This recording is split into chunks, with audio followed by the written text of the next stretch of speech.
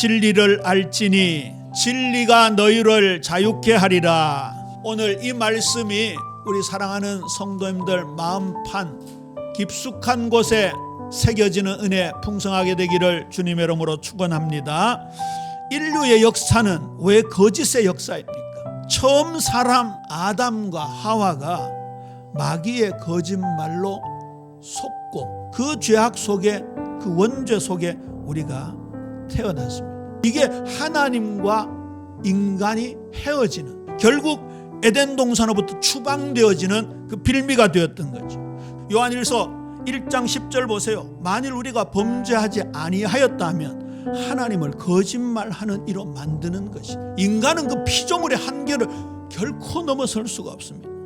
아무리 아름답고 화려하고 멋져 보이고 논리적이고 합리적이고 심지어 과학적이라 할지라도요, 하나님과 반대에 있는 것들은 다 거짓입니다. 왜냐하면 다 사라지기 때문에 그렇습니다.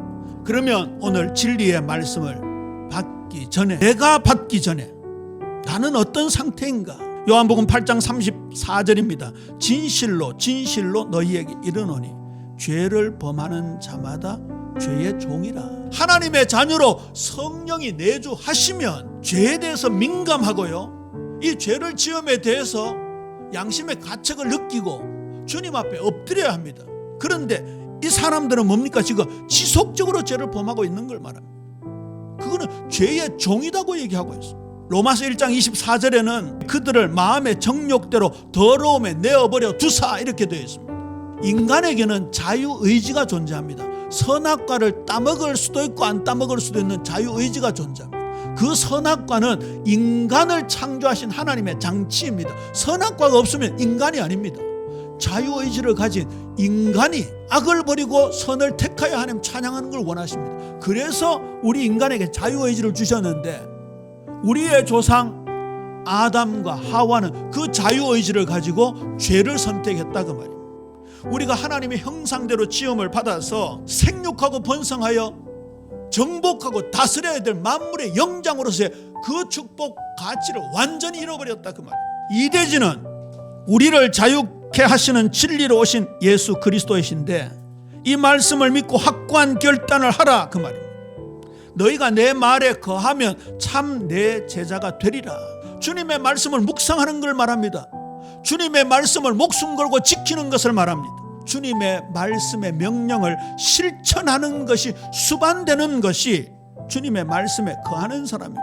그러면 무엇이 된다고요? 예수님의 제자가 된다고. 우리가 은혜와 진리의 원천이 되시는 예수님을 함께 모시고 살아가는 그 사귐이 있어야 할 것입니다. 은혜와 진리의 원천이 되시는 예수님께서 우리에게 이 자유를 허락하셨다고. 누가복음 4장 18절에서 19절, 주의 성령이 내게 임하셨으니 이는 가난한 자에게 복음을 전하게 하시려고 내게 기름을 부으시고 나를 보내사 포로된 자에게 자유를, 눈먼 자에게 다시 보게 함을 전파하며 눌린 자를 자유롭게 하고 주의 은혜의 해를 전파하게 하려 하심이라 말씀하셨습니다. 자, 그렇다면 이 주님을 통해서 우리가 어디에서, 무엇에서 자유할 것인가? 죄로부터의 해방과 자유입니다. 하나님께 감사하리로다. 너희가 본래 죄의 종이더니 너희에게 전하여 준 바 교훈의 본을 마음으로 순종하여 죄로부터 해방되어, 정확하게 말하면요, 하나님의 의, 예수 그리스도의 의가 전가되는 것입니다. 베드로는 이 부분을 가지고 하나님의 성품에 참여하는 것이라 했습니다. 놀라운 축복이지. 복음은 죄인을 거룩하게 만듭니다.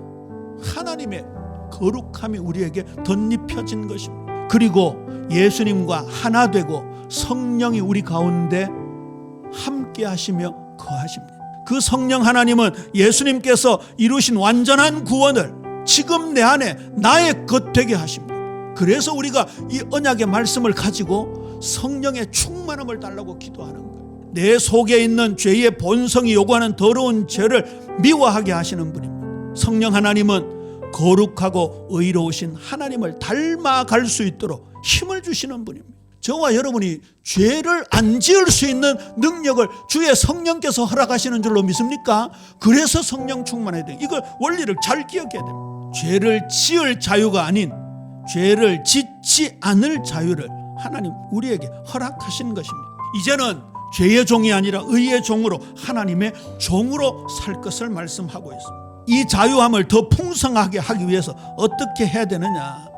갈라디아 5장 13절 형제들아 너희가 자유를 위하여 부르심을 입었으나 그러나 그 자유로 육체의 기회를 삼지 말고 오직 사랑으로 서로 종노릇 하라. 이게 진짜 자유다 그 말. 이게 진짜 자유. 예수 그리스도의 십자가 부활의 복음을 가지고 성령이 우리 안에 내주하시면요 하나님의 거룩성을 닮아가고자 하는 내적인 힘이 생기는 거예요. 말씀을 맺습니다.